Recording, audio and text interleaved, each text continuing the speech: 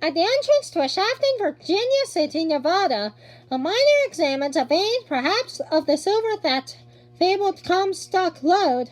At the mine's peak in 1877, the silver ore was so rich that the workers sometimes stole 1,000 worth a day by stuffing it in their pockets. But within 3 years, the mine's heyday was over.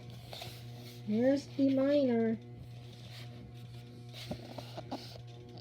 It was in the 1880s that 20 mule teams began to haul borax over this 165 miles of hills and desert from Death Valley to a railroad at Mojave, California. There's 36-ton loads for the 10-day trip, including 1,200 gallons of water to keep the draft animals from collapsing from dehydration. Midday temperatures often reach 120 degrees Fahrenheit. They're going on a journey here.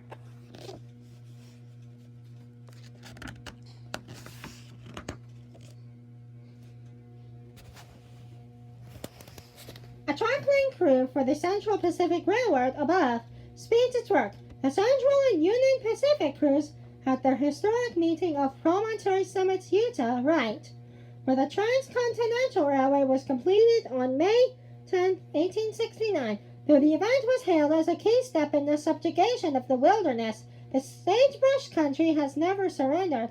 The site of this meeting has long since fallen in disuse. The right-of-way reclaimed by jackrabbits and tumbleweeds. See, they're building the railway.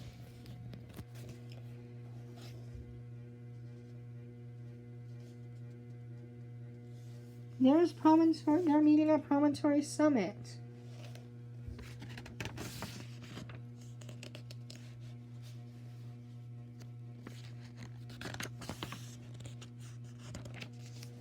Desolate by early snow, a rocky ridge of the Ruby Mountains is mirrored on in one of several round alpine ponds known as the Dollar Lakes. These are the Dollar Lakes, as you can see here.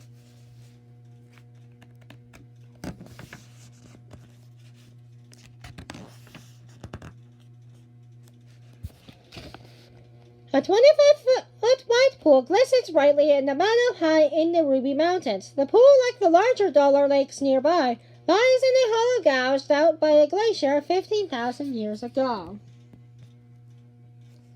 And there's the pool right here.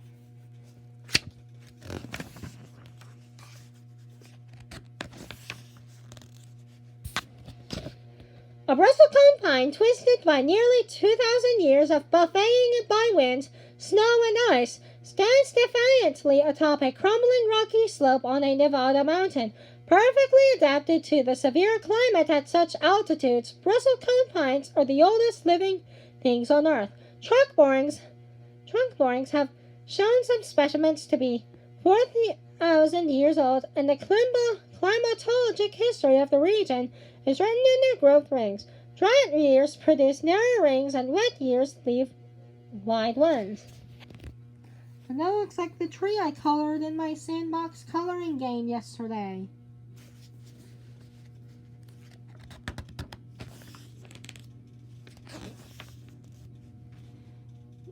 Limber pine on the shores of Stella Lake. Dead juniper branches. Grape and aspen leaves. An aspen grove beneath the summit. Red roots of willow and lemon creek. Moss on quartzite chips in the creek bed. A sphinx moth afloat. Flowering rabbit brush beneath mountain mahogany. Yellowed cores of spruce cones. Yellow jacket nest on sagebrush. Western choke cherry berries. Pine on a rocky slope. Nuts in a pine on pine cone. Ripe berries of a Utah juniper. Flower like galls on a juniper. Midge-like galls on sagebrush. Crested wheatgrass seeds. A bee fly resting on quartzite. Mount Moria just before sunset.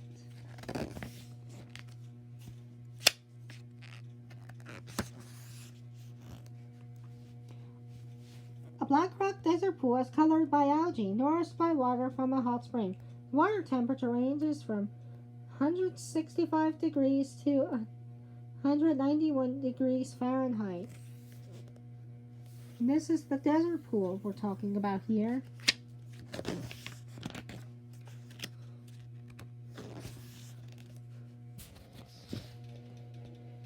An 8-month-old coyote survives his new domain on a January morning. Born in spring, coyote cubs leave their native territories in the fall, forced out by parents unsure of sufficient winter food for themselves. Cubs have been known to migrate more than 100 miles from their birthplaces in search of favorable hunting ground. There's the coyote.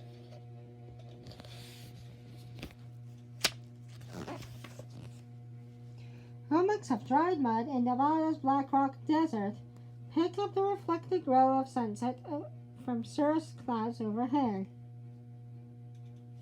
There's all the dried mud. And there's the sunset.